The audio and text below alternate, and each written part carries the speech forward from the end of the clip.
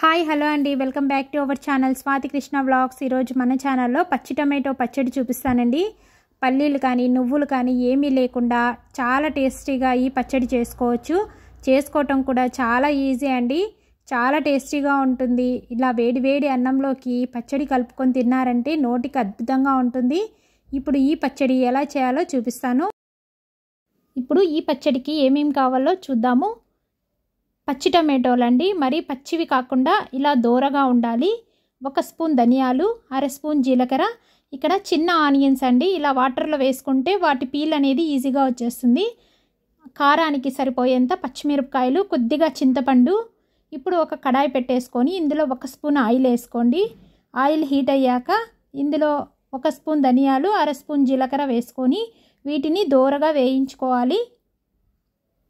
ఇలా దోరగా వేయించుకున్నాక ఇప్పుడు సన్నగా కట్ చేసి పెట్టేసుకున్న పచ్చిమిరపకాయలు కూడా వేసుకోండి. ఈ పచ్చిమిరపకాయలు కలర్ మారేంత వరకు ఇదిగోండి ఇలా ఫ్రై అయిపోవాలి. ఇప్పుడు దీన్ని మిక్సీ జార్లోకి తీసుకొని మెత్తగా పేస్ట్ చేసేసుకోండి. ఇప్పుడు అదే కడాయిలోని ఇంకొక స్పూన్ ఆయిల్ వేసుకొని ఇప్పుడు సన్నగా కట్ చేసుకున్న టమాటో ముక్కలు వేసుకోండి.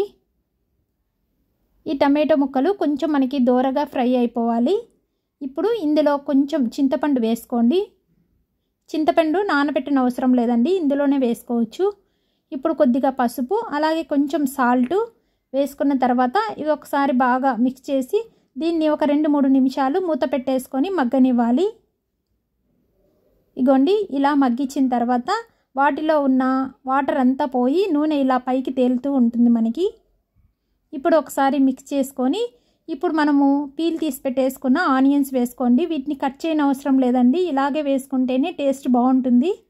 మీ దగ్గర రోల్ అవైలబుల్లో ఉంటే రోట్లో వేసుకోవచ్చండి.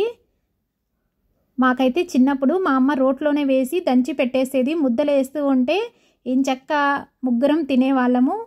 అంత బాగుంటుందండి ఈ పచ్చి టమాటో పచ్చడి. ఇప్పుడు ఈ ఆనియన్స్ కూడా మగ్గిపోయాక వీటిని చల్లారాక మిక్సీకి పట్టేసుకుందాము. ఇదిగోండి ముందుగా మనం పచ్చిమిరపకాయలు అవి పేస్ట్ చేసేసుకున్నాం కదా, ఇందులోనే వేసి మరీ మెత్తగా కాకుండా మిక్సీని పల్సిస్తూ మిక్సీకి పట్టేసుకోండి.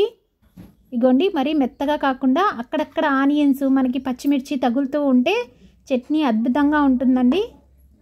ఇప్పుడు దీన్ని ఒక సర్వింగ్ బౌల్లోకి తీసుకుందాము.